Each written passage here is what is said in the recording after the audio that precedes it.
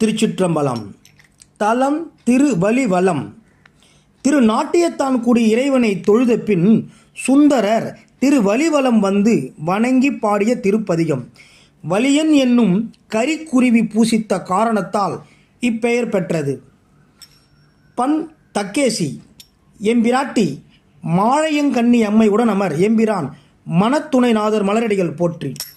ஊனங்க துயிர்ப்பாய் உலகெல்லாம் ஓங்காரு தூரு ஆகி நின்றானை வானம் கைத்தவர்க்கும் அலப்பரிய வல்லலை அடியார்கள் தம் உள்ள தேனும் கைத்தழுதாகியுள்ளூரும் தேசனை தினை தற்கினியானை மானம் கைத்தல எத்தவல்லானை வலிவலந்தனில் வந்து கண்டேனே.